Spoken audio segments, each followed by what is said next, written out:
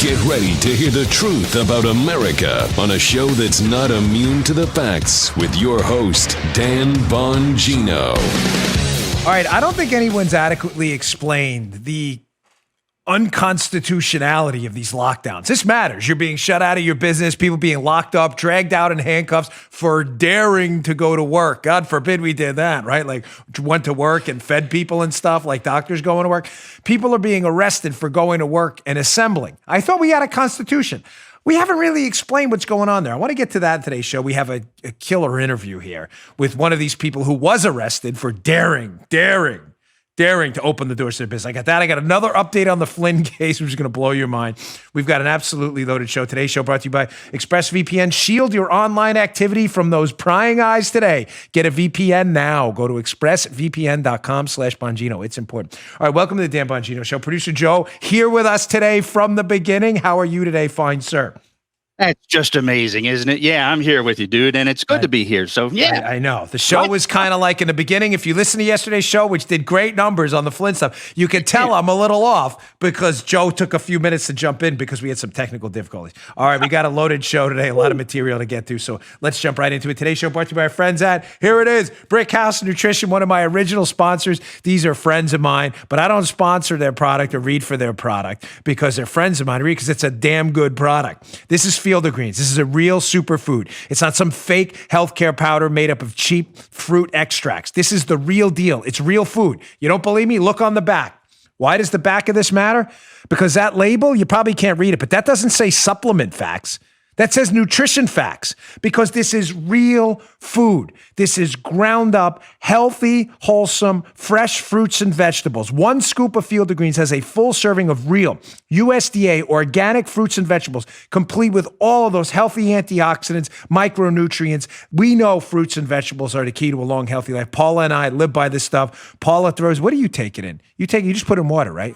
Yeah, I take it in green tea, sometimes V8. I love it. One scoop of this daily will power you with clean, real energy to fuel a healthier and happier lifestyle. We love this stuff. Go to brickhousenutrition.com/Dan. Get 15% off your first order with promo code Dan. They just came out with a wild berry flavor too. It's delicious. Give it a try. Again, brickhousenutrition.com/Dan. Promo code Dan. And while you're there, check out Foundation too. If you like looking good, big muscles, performing better in the gym, that kind of stuff. Foundation and Field of Greens. We love it. All right, Joe, let's go. There we go. I needed that bill yesterday. It gets my head in place. All right. Before we get to the Flynn stuff and another just explosive revelation that I didn't forget to put in, we were just out of time yesterday. I want to get to these unconstitutional lockdowns and what they may be doing to harm public health. Wait. That can't possibly be. Joe, we've been told by the experts, dreaded air quotes here, experts. Yeah. That the lockdowns were necessary to preserve public health. That, gosh, if we didn't lock down the economy, the Wuhan virus would spread throughout the country and we would have these dramatic death counts, they have been bad. I mean, let's be clear at this point. This was not the flu. Right. This is clearly more contagious than the flu and clearly more deadly for people who are susceptible, older folks, people who are obese, and people with comorbidities. Let's be clear.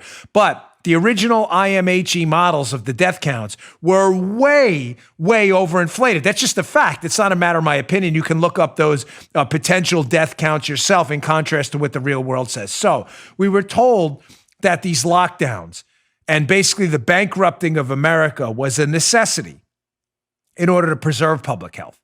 Now, keep in mind, I'm not going to get into yet the economic argument here. It's an important one. Saying, oh, Dan, you can't make this all about the money. You can't put a price on human life. I've argued from the beginning, I don't do that. You do that. I do it for my life. I'm not putting a price on your life. You do it all the time. You may say, oh my gosh, that is horrible, Dan. You can't say that. You're suggesting I put a price on my own life? Yes, of course you do. You drive, right? Do you get a flu shot? It's not a knock on you at all to my listeners. Why would I do that? You're my listeners. You're my audience. I produce a show for you. I'm simply suggesting that people who want to simply make this about economics don't understand how we gauge risk in a world of competing bad choices. There's no good choice here with this virus. There's competing bad choices. You get that. Just like you have competing bad choices to travel. Not a lot of people enjoy plane travel, let's be honest, unless you have a private jet, which I don't have. They don't. People don't enjoy it. You're cramped. It stinks. Even first class. You're stuck in a tube. Nobody wants to be there. Why do you do it? Is it dangerous? Mildly. The chance of you dying in a plane crash is not very high. But it could be dangerous. But you do it anyway. Why? Because you've determined you'll take that risk and put your own life at risk because you want to travel, take a vacation, do a business meeting. You do it every day. Anyone who suggests to you can't put a price on human life is not living in the real world where people, not me, I do it for myself, but not others, do it every single day. People smoke, people drink. They know the research on it. Moderate alcohol use, maybe beneficial. Extreme alcohol use, clearly not. People still do it. I thought you can't put a price on human life. They do it all the time. So the question now is, if we were told and sold this lockdown model, we need to bankrupt you because, again, putting the economics now aside for a minute, now that I've kind of put that primer out there, let's just move to the public health thing. Forget the economics of it for a moment, even though it's important. We were told, yes, this is clearly necessary to improve our collective public health. If we don't do it, more people are going to die. Really? Look at this article at the Daily Signal. This is fascinating. How is this increasing public health? Am I missing something? Daily Signal, unless healthcare workers return to work ASAP, more hospitals could close. Well, Producer Drew, by the way, there's a video side, gets a kick out of my gesticulations here. This is not an act. I'm just kind of curious. I just want to know. You told us this is for public health. So now our public health infrastructure, i.e. our hospitals, are now going bankrupt. Literally the people, the doctors, the nurses, and the staff there, lab workers, people who keep a hospital open, everyone from the custodians to the brain surgeon who keep the hospital open to preserve your life. Many of us, I'm not a doctor, don't have the skills to save our own life. I can't stitch myself up, neither can my wife. We're now bankrupting them in the name of public health. So again, besides the economic destruction that happened, you can't put a price on a human life. People do it every day. We were told clearly these lockdowns are a necessity because public health's at risk. How is bankrupting hospitals not putting public health at risk? I'll wait. Anyone? Have we thought this through? I understand the initial reaction when there was a lot of uncertainty surrounding this deadly virus. People did not understand the R naught or how contagious it was. They didn't understand the fatality rate. I get it. I understand the precautionary principle. I get. But after just a few weeks, we had an idea and were able to get our arms around what this virus was and what it did and who was vulnerable. Why we are continuing this lockdown now with no exit strategy at all at this point. In many places, not continuing everywhere. You have lockdown Larry Hogan in Maryland. You have tyrannical Gretchen Whitmer in Michigan. Oof. Yeah. Why we're still continuing with no runway to take. There's no vaccine. You're going to keep it. What's your exit plan? We're going to lock it down we're waiting for the curve to flatten. To what? You're waiting to flatten the economy and bankrupt our hospitals. You may have a flattened curve from coronavirus, but you're not going to reach an asymptote ever when it comes to heart attacks, strokes, and other things. You have no hospitals to treat people left. Here's another one from the Daily Signal.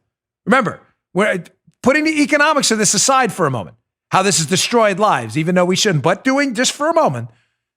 Right.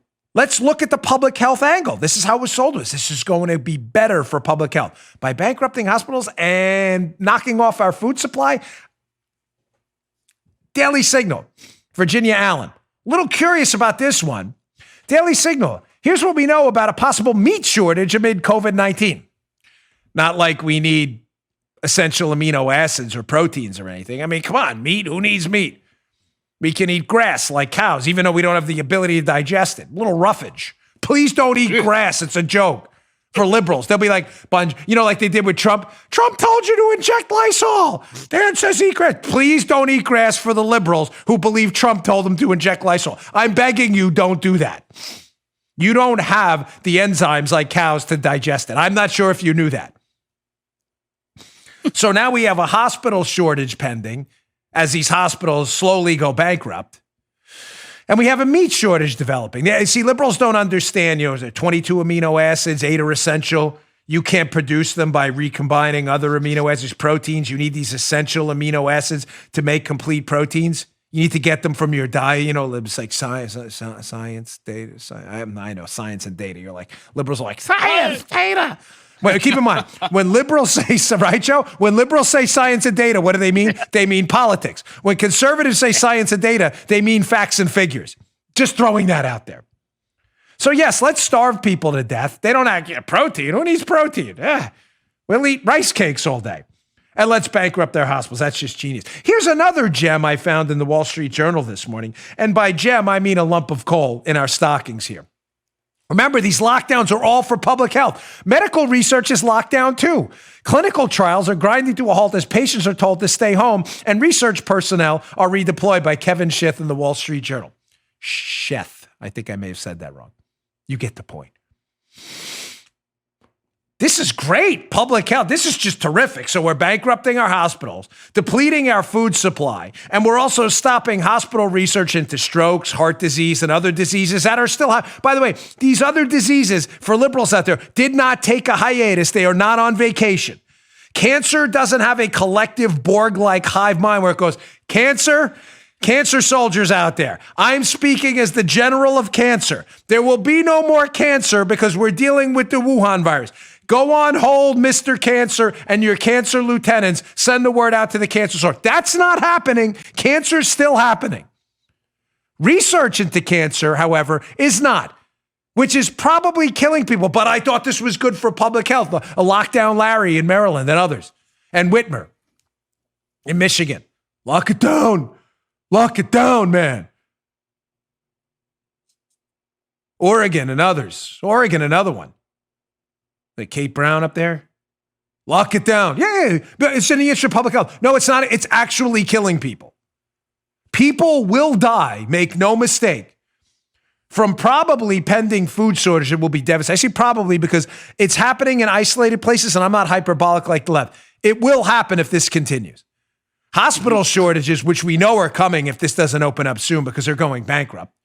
And medical research that's not happening into diseases that are, yes, still killing people because they're not on vacation. So frustrating, folks. Now, a little more here. I had said yesterday that these lockdowns are being enforced, sadly, by some police officers on the front line. Granted, being put in an awful position, but I get it. You swore an oath to the Constitution. That matters. That doesn't take a vacation. I've backed the blue. I was one of you. I get it. I've honored and respected your service, and I deeply appreciate the emails. Many of you in support of the patriots out there who still believe in liberty. I get those emails, and I want to thank you. Unfortunately, there are a limited number of police officers I believe are being put in a bad position, and unfortunately are acting on it. Just following orders is not an excuse. It's never an excuse. It isn't. You swore an oath. That oath matters. I know it doesn't come up every day, but we haven't been in a crisis like this. And if the only time we can count on you to honor that oath is when there's not a crisis, then we got a crisis. And it's not the crisis you think. I had suggested yesterday that it's time for the police unions to stand up. That is the solution. You can't leave these cops out there on their own with orders from Communist de Blasio. Go lock up anyone who's within 6 feet or harass them. No, you can't do that. It was time for the police unions, and it's happening, the police unions to stand up. Here is the New York City PBA, Patrolmen's Benevolent Association. It's a de facto union, organization that lobbies on behalf of cops. I was a member of the PBA in the past. Finally, Pat Lynch is the PBA president, says, listen, this situation is untenable. The NYPD needs to get the cops out of the social distance enforcement business altogether. The cowards who run this city have given us nothing but vague guidelines and mixed messages, leaving the cops on the street corners to fend for ourselves. Nobody has a right to interfere with police action, but now that the inevitable backlash has arrived, they are once again throwing us under the bus. Yes! Yes! The verdict is in. Nice job, Patty Lynch. Nice job. Good for you. The world's largest police department in the world's largest police union, the PBA, the New York City Patrolmen's Benevolent Association, taking a stand and saying no. Good for you.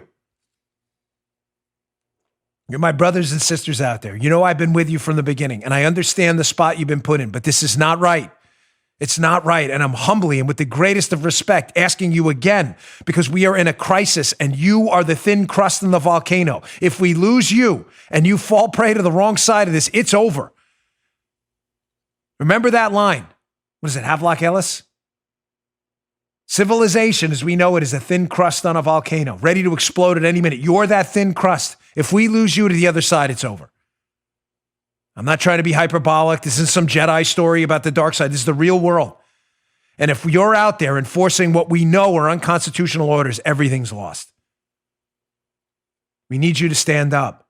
And thank God Patty Lynch and the New York City PBA decided to do so. Okay, let me get to just another spot. Tuesday is always a loaded day. I appreciate it. And thank you always for supporting our sponsors. Always great. Today's show also brought to you by our friends at Policy Genius. Listen, we love Policy Genius.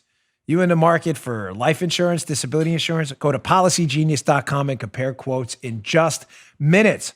Policygenius.com, policygenius.com. There's never a bad time to save money, but now more than ever, finding smart ways to put cash back in your pocket makes a big difference.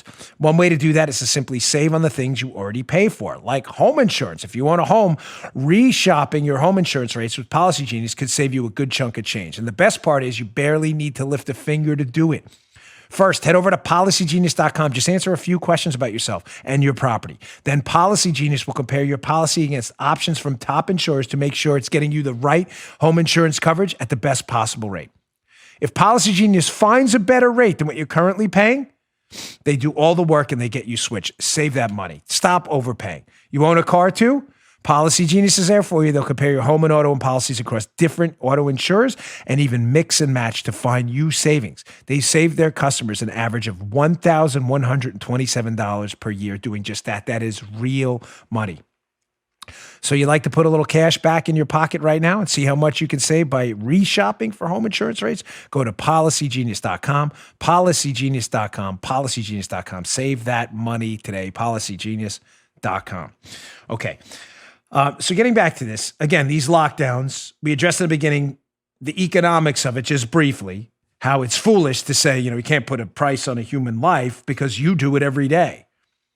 The price of this has been catastrophic.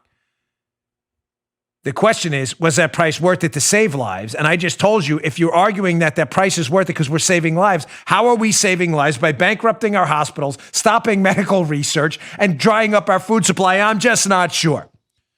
Thank you to the PBA for stepping up. But I wanted to get into this before I get to this quick interview. I did about a 10-minute interview with Jax Myers from Apex Tattoo Factory in Apex, North Carolina.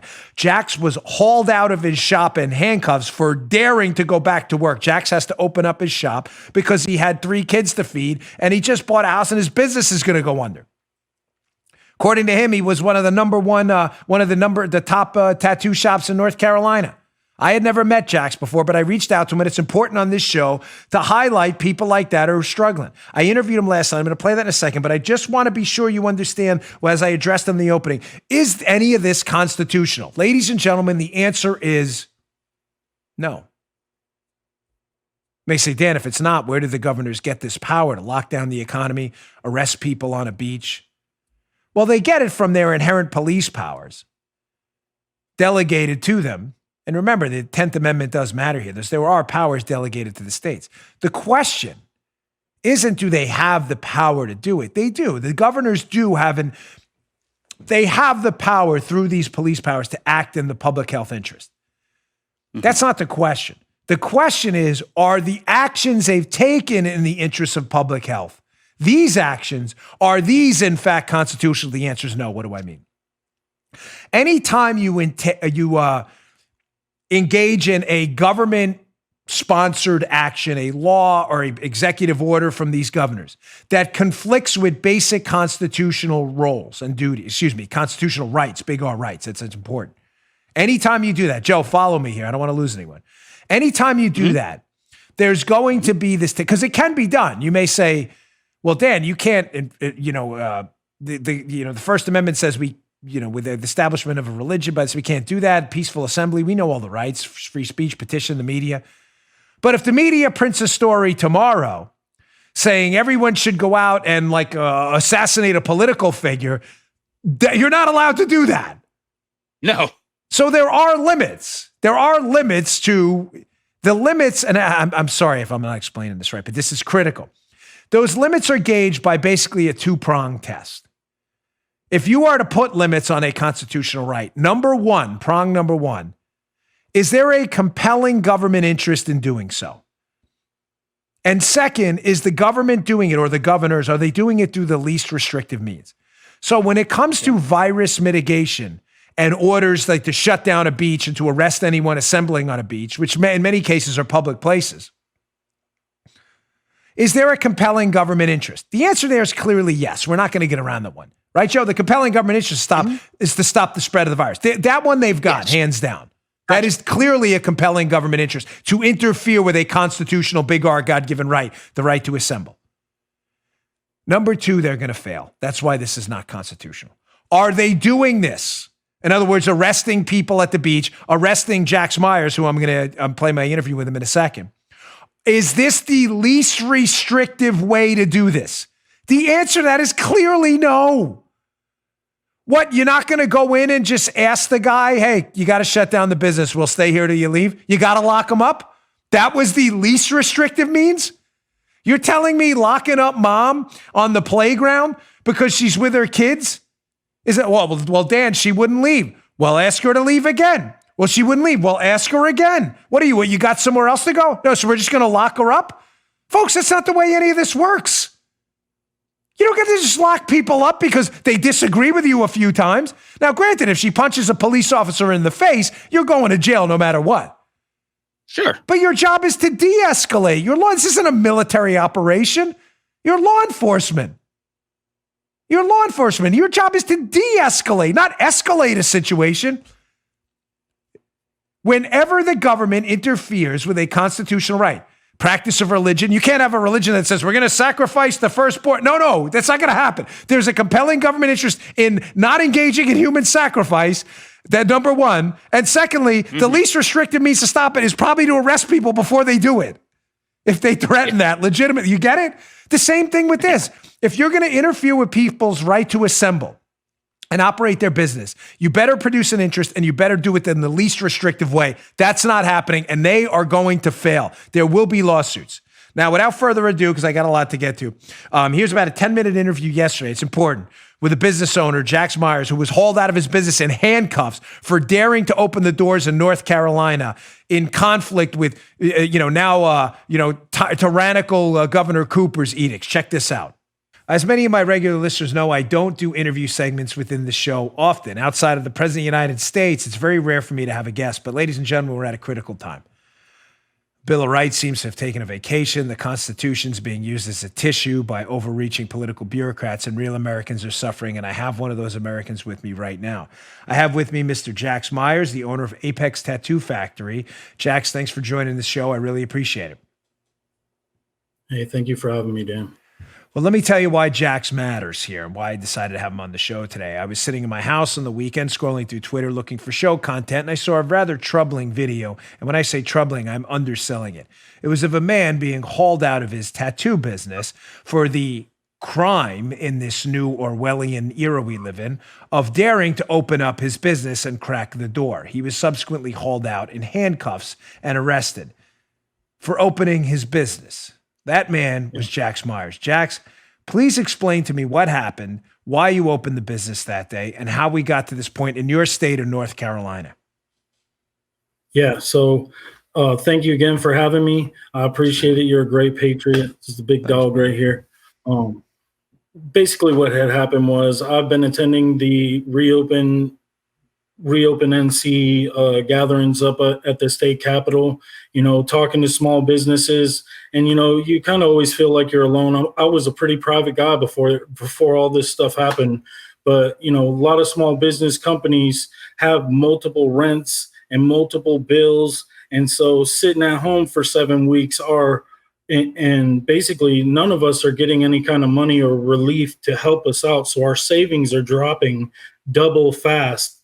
And I was feeling the pain and went out to this protest, and I found out that just about everybody I talked to was a small business owner, and all of them were saying the same thing as me. We were weeks away from closing. And this was my dream, man. I've been doing this. I never thought I'd be a shop owner, but I've worked really hard. I had to keep another job just to start it up. And basically what had happened was that, people were speaking out against the closure, and I'm hearing these stories, and I'm feeling my own. I have 3 daughters. I just bought a house. I also have to pay the rent up where my shop is. And one heartbreaking story after another, my heart broke. And I have my shop, you can't really see from the video that they put out there. It's a bunch of small businesses in an L shape. And so I was doing an interview with a French reporter, and at my shop, she wanted to do it at my shop. So I stopped into my buddies. They're still open. And I was talking to one of the ladies that works behind the counter, and even the open small businesses are only making a third of what they normally make. Everybody's cutthroat, and the little guy's not getting anything. Everybody I talk to is either filed and it's still in filing, or they just flat out been denied because you got to have all this fancy paperwork, and the lines are clogged up. You can't make a phone call or anything. And when my people right next door to my shop were suffering too, that was the nail in the coffin. I told myself, a couple questions for you on this, Jax. Okay. Your business beforehand, was it relatively profitable? In other words, the government shut you down. It wasn't that you were losing. You were going to shut down anyway. Yeah, before this, we were the number 1 tattoo shop in the state. And it's just me. My wife is my manager, and my daughter, who I'm teaching, she was just about to finish her 2nd year apprenticeship. So, this isn't some conglomerate. This is a mom and pops, work, blood, sweat, and tears all the way from the ground shop. And just to be number 1 in the state and have that pride on your shoulder, it's, and just taken away for what? I say that because the government did this to you. I mean, that's not a matter of my opinion. The same government that had you put in handcuffs and dragged out of your shop, that same government did this to you. Again, not a matter of my opinion. I'm not you, and I'll ask you this question next, and I want to keep you forever, but I'll ask you this question next about who, blame and go around. But I'm just stating as a matter of fact that you were profitable, you were doing fine. And then all of a sudden the government comes in, puts this questionable edict out. You could have probably operated safely, but we'll leave that for another day. And then all of a sudden the same government, when you dare to show up and open your door, locks you up. Now, having said that, did they issue you a warning? And who actually arrests you? Is it, forgive me, I'm not familiar with Apex. Is that a sheriff's department? Is it a police department? How does that? It's a local police. It's a local police force. Yeah. And so I was warned. In fact, I don't hold any harsh feelings toward the Apex PD. A lot of them were my friends. Some of them guys are tatted up because of me. And that was probably the hardest thing, was putting a mark on my town. I lived there before I moved in January. And of course my business is still there. They tried their best not to arrest me. And basically the way that the emergency stuff that's happening in the state is going down is they'd have fired everybody in a row till somebody did put cuffs on me. And that's the statute that's enlisted right now, is that it could have been 10 forces. They'd have went through every cop police officer until they did find one that would have put the cuffs on me. Jax, I get it, and I don't want to put you in a bad spot. I sincerely don't. And when I say I get it, I've spoken to you on the phone, and I think you've been unbelievably gracious to people who put you in a bad spot. The fact that you're not pinning the blame on the police officer, and that's okay. Again, you're the one suffering here. You're the one who had handcuffs on, not me. Just having been a police officer, I have to tell you, and I'm not looking to pile on police officers. I've been there. I've backed the blue my entire life. But I just think it was incredibly poor judgment. I'm not expecting a response. I don't want to put you in a bad spot. Having said that, what are your next steps here? Are they threatening your license now? Are you going to be able to open up? Is there any potential for a North Carolina opening up? And what have they done with the charges? Are they actually going to move forward and prosecute you for this? And what are they going to charge you with? Felonious adherence to the Bill of Rights? Well, see what the thing is the media has actually downplayed the crap out of this. They cut most of my story out. They charged me with a class 1 misdemeanor, which they're not reporting, in a $2,000 fine. Okay, they did charge me. They did process me. I do have a court date.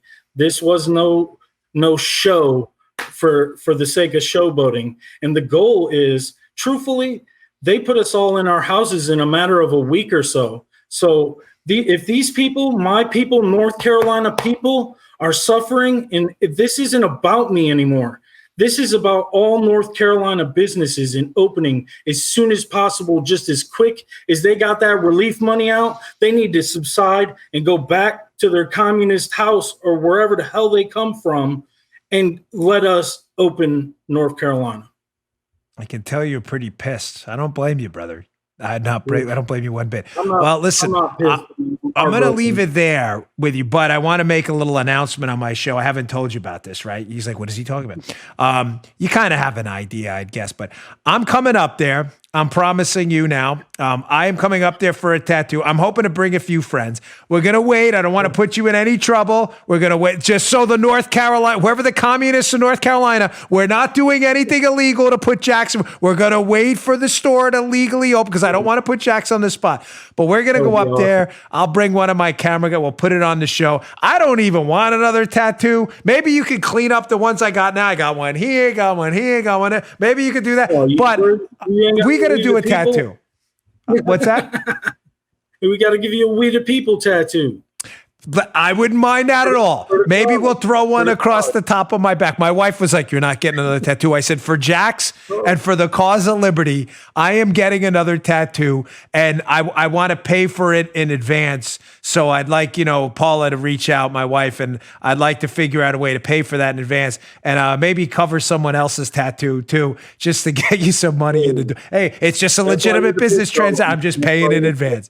So, all right, Jax, does that work for you? Hey, thank you so much. Hey, thank you. I really do appreciate it. And hey, we need to reopen North Carolina. Everybody stand together. Let's stand up together. Unity, numbers, thanks, all of it.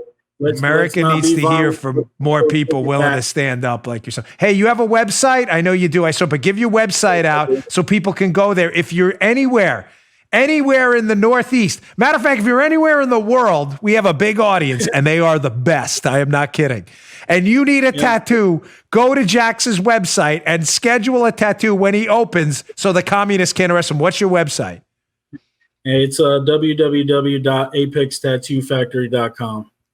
Apex, APEX tattoo-factory.com. Everyone, let's crash this website today. This will be the best website crash ever. Everyone go there today and schedule a tattoo with Jax at some point. Help this guy. He was willing to stand up. Hey, Jax, listen, man, thanks for your time. My cell phone the other day. Hey, I appreciate you too, man. Keep up the good fight, man. You're a true patriot. We're trying. All right, man, we'll talk. We'll keep the audience updated, and we will film that tattoo thing. Talk to you soon. Thank you. Now, as you can see from my interview with Jax there, he's quite upset. Jax is obviously not happy about what happened. And as I said, for those of you following me, I'm going to do my best to highlight and help business owners across America who are doing the best to feed their kids and to stay afloat. I'm going to do my best, folks. I can't help everyone, but I'm going to try because I honestly and candidly speaking, I feel really awful about what's going on right now. I feel terrible, and I know a lot of you do too, and I feel like I need to do more. So I'm going to go up there and hopefully bring a few friends. I'm going to get a tattoo with Jax. When he opens, I don't want to get him in any more trouble, but I'm going to get a tattoo. I don't need another one, but I'm going to get one anyway. We'll decide. We haven't decided yet. Hey, audience suggestions are great. Send them over. I'm at Bongino on Twitter. We'll get some good. And yeah, Paula just added she has to approve too.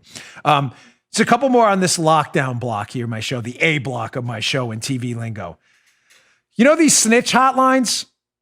You know, people, losers who are snitching on people for like daring to open their business and trying to feed their kids, people who will be starving soon if nothing changes. Yeah, well, there are snitches. I have no respect for you. I'm sorry. Yeah, you're on the wrong show. If you think like that's the way to do this, a guy's conducting illicit haircuts at his opera, I'm going to snitch. Please go elsewhere. This show is not for you. I'm not interested. snitching on your name. Now, listen, if they're committing like a serious crime, we get it. Obviously, there's a good, public eyeballs there are great. But snitching on your neighbors for, trying to feed their kids and earn $1 to pay the rent, nah, I'm sorry, beat it. Get lost. This is not the place for you. I don't want your downloads. I don't want your money. I don't want anything. Now, in a moment of hilarity, they tried this in Harris County, Texas, I believe. Here's KPRC, which is one of the radio stations out there. Harris County judge's snitch website goes offline in less than 24 hours. Joe, wait. Shh, don't laugh yet. That's not even the funny. I know it gets. So how do I phrase this, Paula? I have to be very diplomatic with why this place went offline. As I adjust my content here. So apparently people were submitting to the snitch website photographs of bodily organs. Do you know what I mean?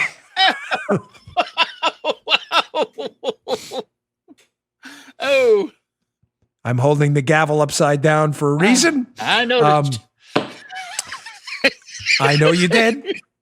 Probably fascinating photos. I'm not suggesting anyone should do that. Let me be clear. Keep your bodily organs to yourself. I'm just saying. Oh my gosh, I gotta stop a second. I'm laughing at my own jokes, which you should never do. I'm just saying, if you're gonna open up a snitch hotline, that probably 99% of Americans are really offended at the idea that you want us to rat on our neighbors who are trying to feed their kids. And you may get pictures of bodily organs. Not saying you should do that, but they may. They may come in. Okay? One more article I found interesting in an ironic kind of way. Reason, this is up at the show notes. Read this article. It's up at BonginoReport.com too. If you want to subscribe to my newsletter, Bongino.com/newsletter, that is the show notes. I send you these articles every day. We don't spam your inbox. We only send out an email a day. Reason, be warned, coronavirus snitches. You too may be snitched on. From the piece, you're going to go snitching on people? Well, ladies and gentlemen, I'm not sure you're aware, but a lot of that's public record. From the Reason piece, the county, this is a county in St. Louis, received more than 900 complaints by snitches, I made it. And the complaints apparently are not anonymous. Indeed, they're public records subject to the state's sunshine laws. Now people who are angry at the extent and duration of the government lockdown orders are using those laws to expose the people who filed the complaints. The tipsters apparently are now worried about retaliation. Oh, now you're worried. Now you're worried. So you snitch on a business, you put their name out, get them in all kinds of trouble with the cops, and now you're worried about retaliation. I was just doing the right thing. No, you're a snitch. You weren't doing the right thing. You're being a nosy body. I was doing it for public health. Really? With a barber with gloves on and a mask? A tattoo artist who's probably sitting there in a hazmat suit? Give me a break. Hard pass on you. Is that a suggestion? I should do another spot. Paula's just taking over the show now. Usually I do the spots when I want. Now she's taking over behind the scenes, hitting buttons and making sure I get to these spots. All right, I got to get to this Flynn stuff. Don't go anywhere. This Flynn stuff is killer. Piling on yesterday's show. Believe it or not, as Joe always says, and I always say, Joe, whenever we think it's not going to get worse, it always does. All right, today's show also brought to you by our friends at Ollie. This is the best dog food out there. You know what? I take that back. This is the best food for dogs. I'll tell you why I changed that in a minute. Because Ollie puts dogs first with vet-formulated recipes and fully transparent ingredients to give your dog the healthiest food possible. My dogs, Baby and Linda, will not eat anything else. It's a simple, look at those. Look, if you're watching on YouTube, look at those beauties. Well, who is that? That's the baby boy right there. I got to check that out. The baby. Look at the baby boy. Why does he look like that? Because he eats Ollie. Baby's 12 years old or 11. Who knows? He doesn't have a birthday party every year.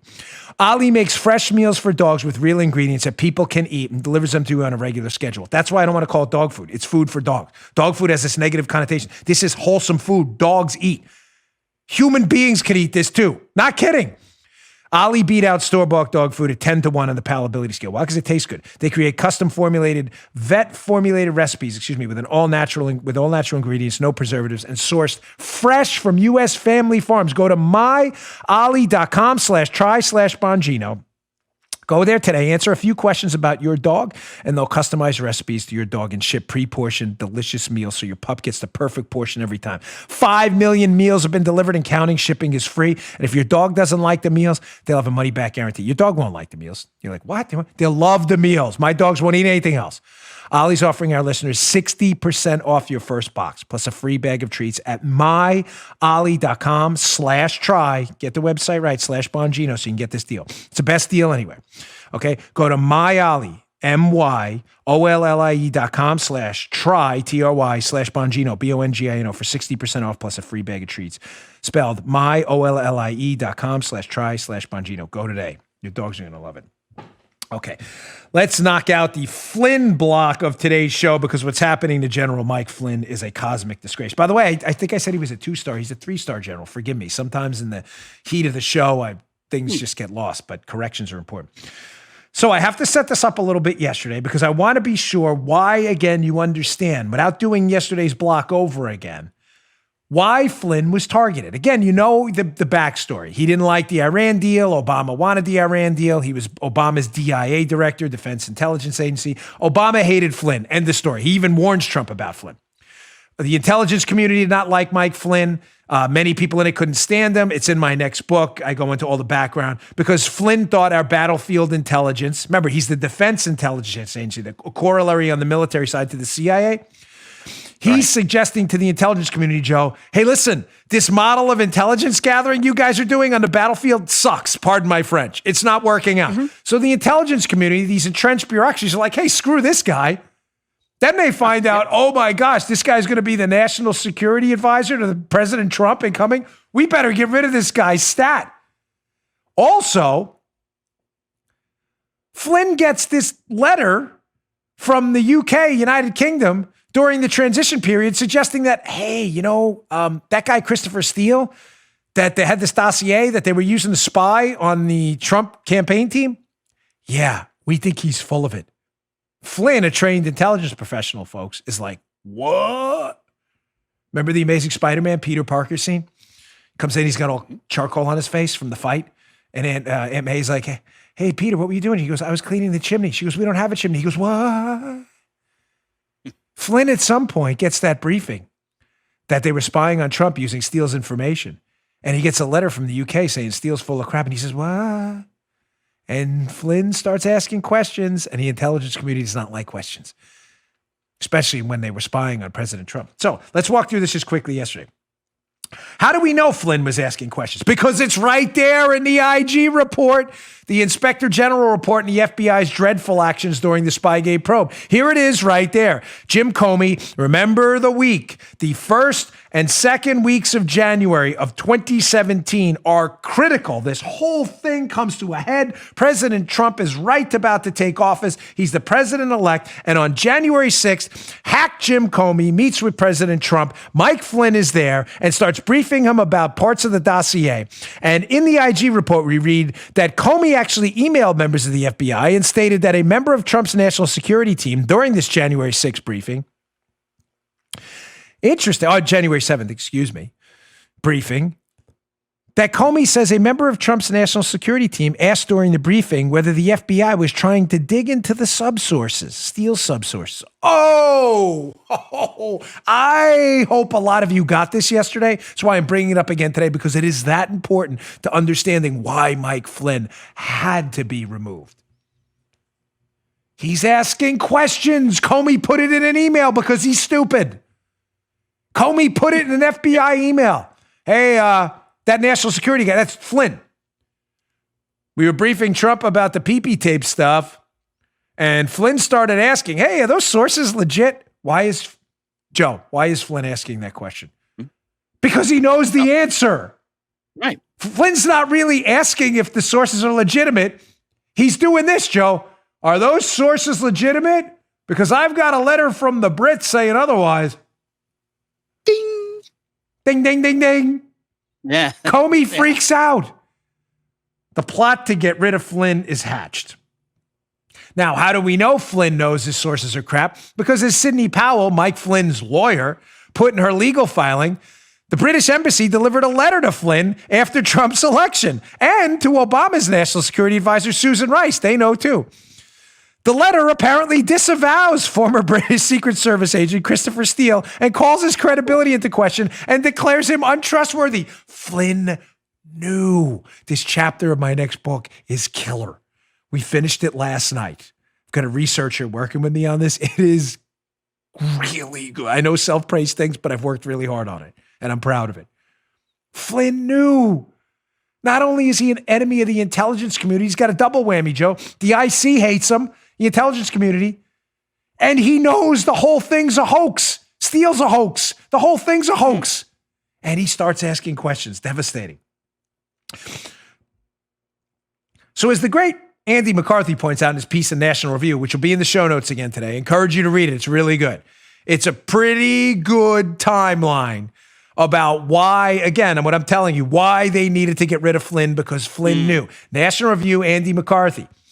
The FBI set Flynn up to preserve the Trump-Russia probe. Read this piece. Again, Bongino.com/newsletter. I will send you these articles. There's a lot of great takeaways in the piece, so I encourage you to read the whole thing.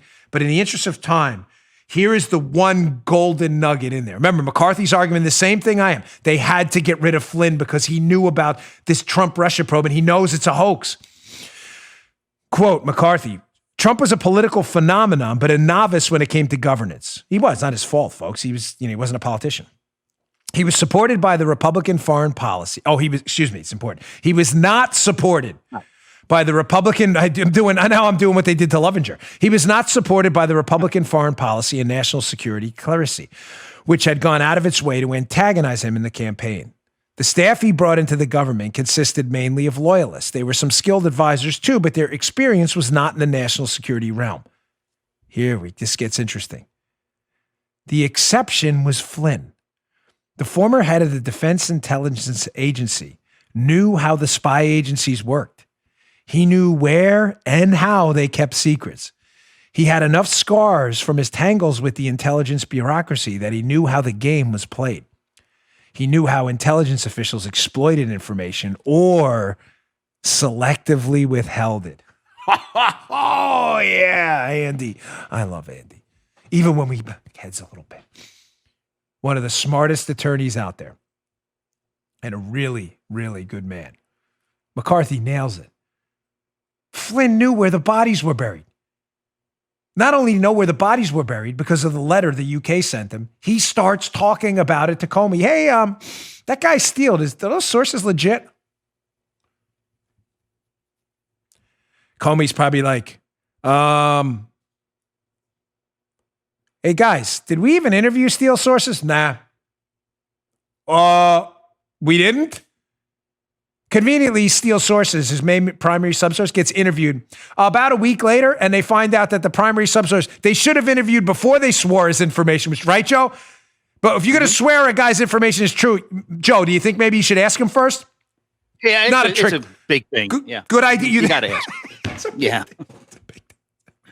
Kind of big, right? Yeah. Steele's primary subsource said this. Did you interview the primary subsource? Flynn's asking, no. Kind of a problem. Or to quote Armacost, kind of a big thing to interview him. I would agree. Joe would have been a better FBI agent than these morons at the top. See, at least Joe would have interviewed the subsource. They interview him after Flynn's question, not before. Why? Because they've got their fingers crossed and they're desperately hoping this guy's going to be legit. He's not. He shows up to the interview and goes, hey, I didn't say that to Steele. You idiots got hoaxed. So then, of course, they have to start the next week, this January 12th thing, because now they know that they've been spying on the president based strictly on a political hoax started by Hillary Clinton. It's as simple as that.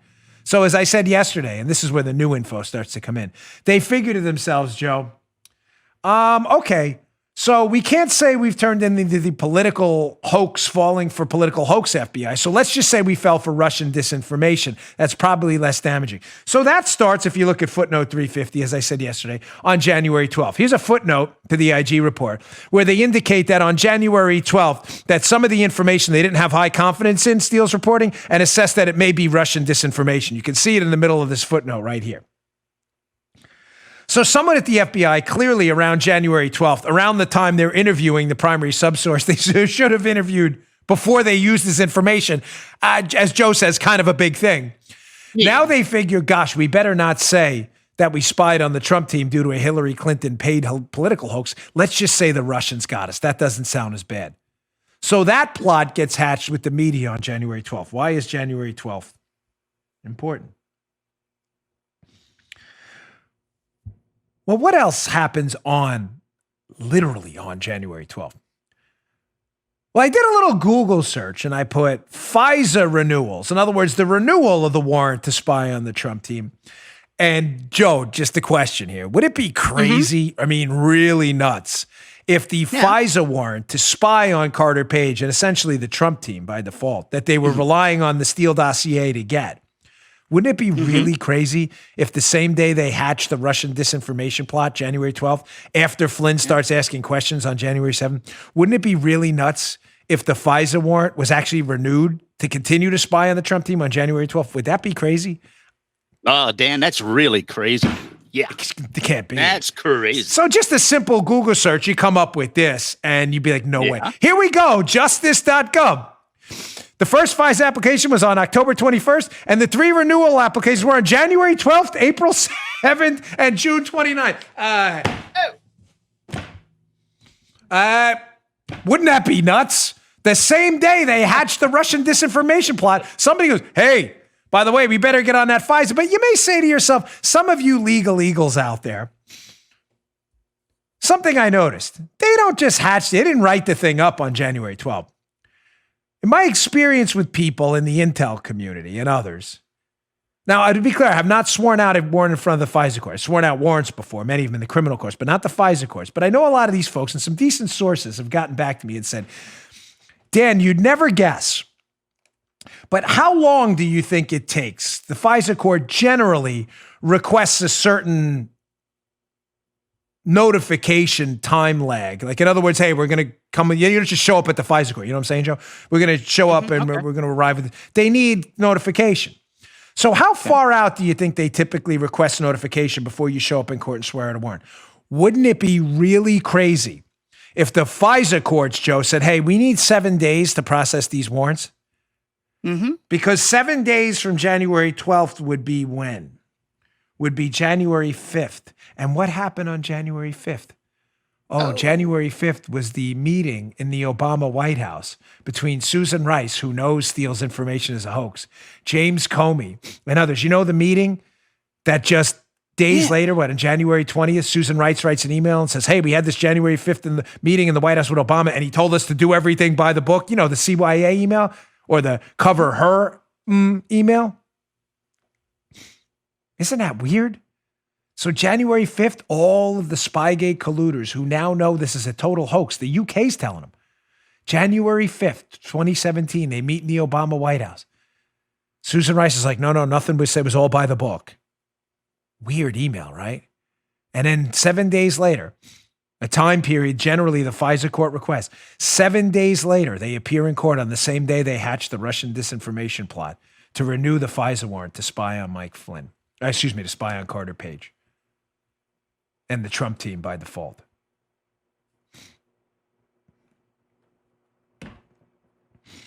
Nothing to see here, media folks. Don't you worry at all.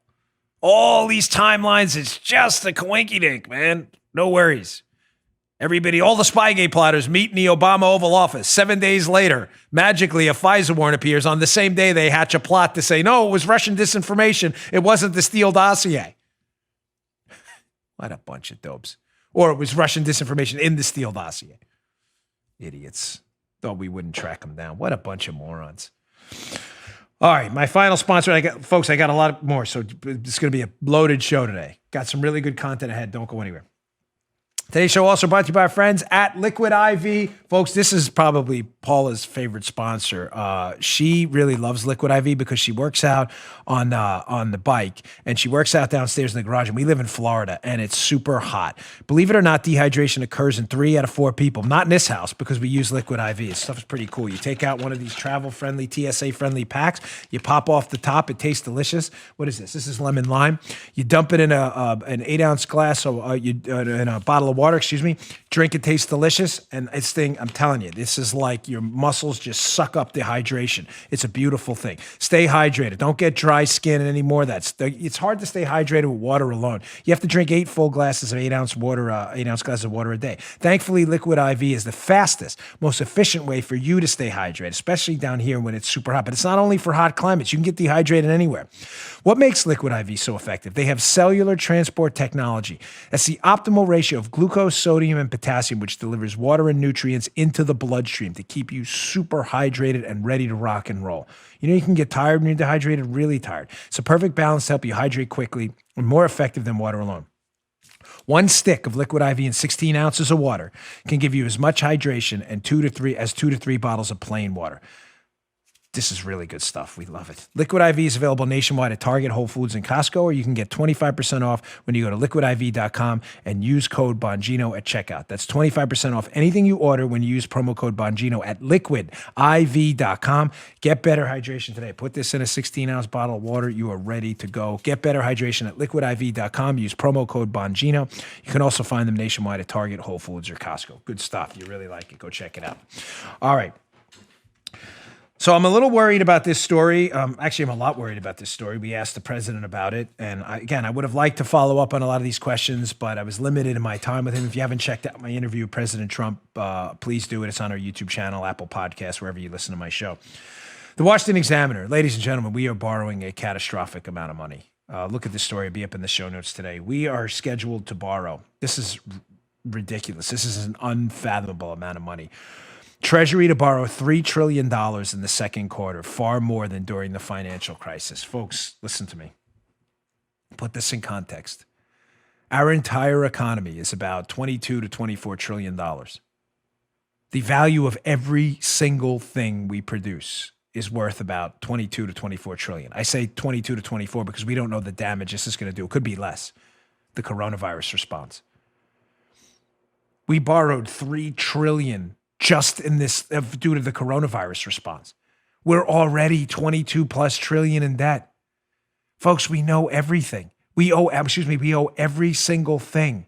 The value of our entire economy. And I ask you, if this was transplanted to a microeconomic scale and this was your household, let's say your entire collective income earning potential of a year, what you produce, is a value of stuff worth $100,000. And you owe to creditors $100,000.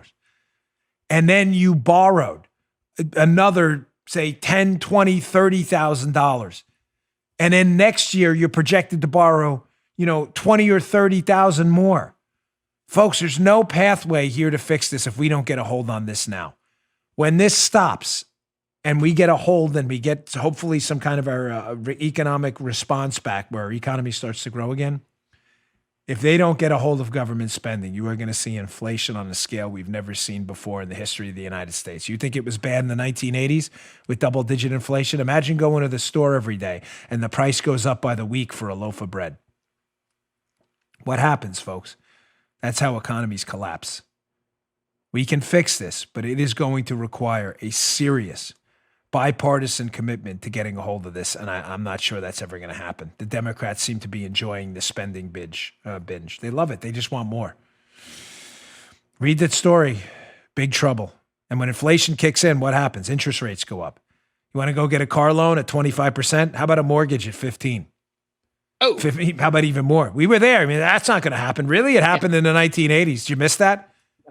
It'll happen again. All right, moving on. Daily Caller has a great piece. I featured it yesterday at BonginoReport.com, the conservative alternative to the now dreadful liberal Drudge Report with their 1940s DOS technology. Daily Caller, exclusive. Majority of the intelligence community agencies believe coronavirus leaked out of a Wuhan lab, senior official says, by Peter Hassan at the Daily Caller. That can't be. The coronavirus leaked out of the lab in Wuhan, China? That can't possibly be. We were told by the serious people, Joe, at the Washington Post, democracy dies in the darkness. We were told that's a conspiracy theory, and we're all lunatics. You don't remember? Here's the Washington Post. This is an actual article at the Washington Post when Tom Cotton months ago mentioned this same thing. Paulina, whatever her name, I can't see her last name because my eyesight's going. What is it? We mentioned it, Farasi. I'm sorry. Fake news specialist, clearly. Tom Cotton keeps repeating a coronavirus conspiracy theory that was already debunked. Clearly not by the way, the quote conspiracy theory she's referring to is the fact that this may have leaked out of a lab in China. Paulina clearly doesn't have any intelligence context because that's not exactly what the intelligence community is saying. They're actually saying the opposite now. Now, you can never rely on the dreadful WHO clearly to tell you the truth either. Remember the WHO, the World Health Organization, early in this? We have no evidence of human-to-human transmission. These Trump travel bans from China are unnecessary and ridiculous. The WHO, why we're funding this disaster of an organization, I don't know. So now we have the intelligence community stating the obvious here, that this thing probably leaked from a lab in China, this virus, because it was present in bats and they were doing research in bats. It's kind of like, the timeline works out pretty well. Here's the WHO at The Guardian, always stepping in the breach to clearly not take, but to screw up the situation even worse. The WHO states it has no evidence to support the speculative COVID-19 lab theory. Remember, these are the same idiots at the WHO told us. No evidence of human-to-human transmission, folks. What are they doing here? Again, this is a whole chapter in my new book, too, which we haven't gotten to yet, but the research is there. Why we're funding them, I have no idea. Follow the money. Follow the money. Is the WHO in the back pocket of China, despite the fact that we pay absurd amounts of money to WHO? Exponentially more, maybe, than China does. Come on. They're clearly touting Chinese propaganda at this point. And so are these liberal dopes. Okay. Quick on Ratcliffe. Moving on. John Ratcliffe, who was an excellent congressional representative from Texas and has been all over this Spygate disaster. Ratcliffe was nominated to be the DNI, Director of National Intelligence, a very powerful position. That confirmation hearing is going on today. The left, ladies and gentlemen, is panicking. Here's a known leftist on Twitter I follow. He'll probably block me after today, but whatever. I follow him for kind of what the liberal talking points of the day will be. Here's Sam Stein tweeting the dreadful Daily Beast. The campaign Twitter account from Trump's head intel nominee, John Ratcliffe, follows Pizzagators, JFK Jr., conspiracists, a 9/11 truther account with just one follower besides himself. This is your scoop? That the Twitter account of Ratcliffe, who probably doesn't even manage it himself, follows people you don't like. That's it. That's your scoop. The Daily Beast, that Will Sommer, one of the absolute worst reporters I have ever seen in my life. This guy, this is their big scoop. Who's following who on Twitter? This is it. That's it, Joe. Forget it. You gotta get now. Why are they panicking about Ratcliffe, ladies and gentlemen? They're in a little bit of a conundrum right now. Because the acting director of national intelligence now is a bull, man. He is all over them in the intel community. It's Rick Grinnell, their ambassador to Germany. He's acting as the DNI now. Rick Grinnell has been all over the intelligence community saying, hey, guys, ladies, how are we justifying what we do? Are we declassifying information the American public should see? And they're furious. So their choice now is, do we accept Ratcliffe as the full-time DNI who's going to start asking questions, or do we stick with Grinnell, the acting DNI, who's asking questions now? Ask questions tomorrow, ask questions now. Ask questions tomorrow, ask questions now. The answer is they don't have many good options, the intelligence community. They're freaking out about Ratcliffe, but option 2, continued Grinnell work, is not going to do them much good either. All right, my last story there. I appreciate your patience. Today's a long show, but it's worth it. Last night on Hannity, Sidney Powell was on before me for my segment with Sean. Sidney Powell is Mike Flynn's lawyer. She brings up a fascinating point I want you to pay very close attention to.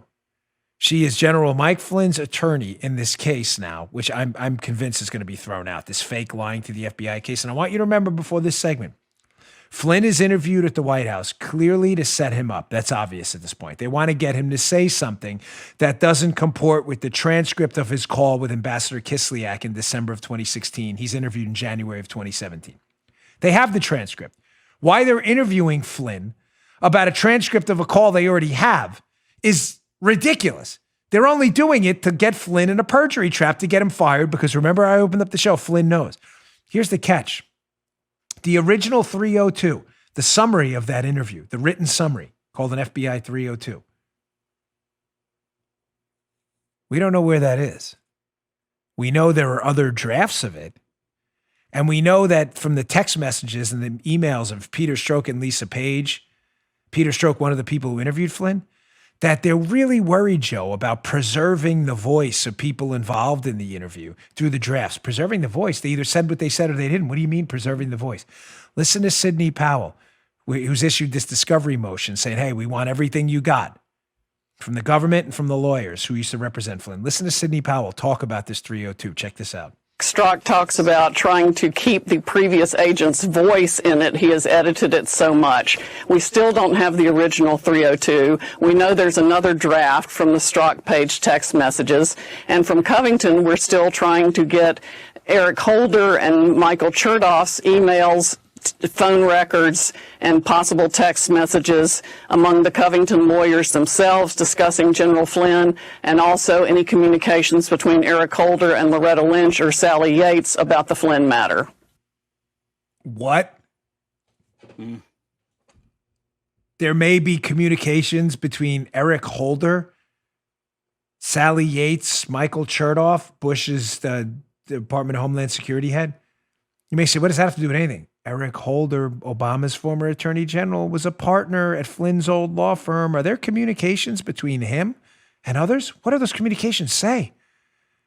Is there a conversation with Peter Strzok about editing their summary of the interview? Why would you need to edit it? Either Flynn said something or he didn't. Why are there so many edits and drafts and efforts to preserve people's voices?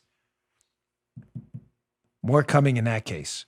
I'm going to try to get Sidney Powell, General Flynn's attorney, on an interview show this week. I'll keep you updated. I'll see him, the interview shows. When we think we have something to say, we do interviews. When we don't, we don't. But if I can get Miss Powell on this week, that should be fascinating, don't you think?